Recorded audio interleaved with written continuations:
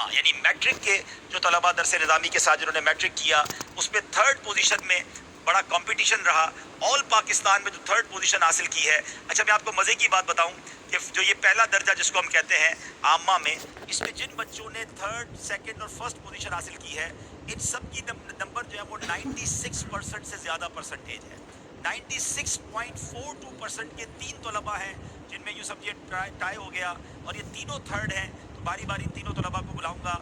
मोहम्मद अजीज़ अफजल वल्द मोहम्मद अफजल जंग से इनका ताल्लुक है, स्टेज पे तशरीफ लाएंगे।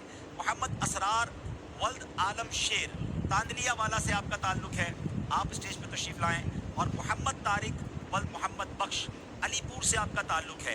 इन सब ने 1200 में से 1157 नंबर हासिल किए, 96.42% हासिल की और 3rd पोजीशन हासिल की है। सब मिलकर बड़ा बाआवाज़ बुलंद क्या कहेंगे? सुभान अल्लाह।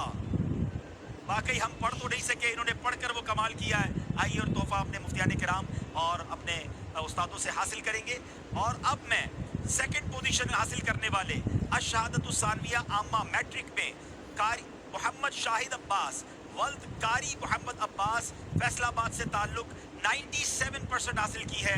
उनसे गुजारिश करूंगा कि वो स्टेज पे तशरीफ लाएं और तमाम इस्लामी भाई हर इस्लामी भाई के ऐलान के बाद जिक्रुल्लाह की नियत से बाआवाज़ बुलंद कहेंगे सुभान अल्लाह। जो एक बार सुभान अल्लाह कहता है उसके लिए जन्नत में दरख्त लगा दिया जाता है। मिलकर बाआवाज़ बुलंद कहेंगे सुभान अल्लाह।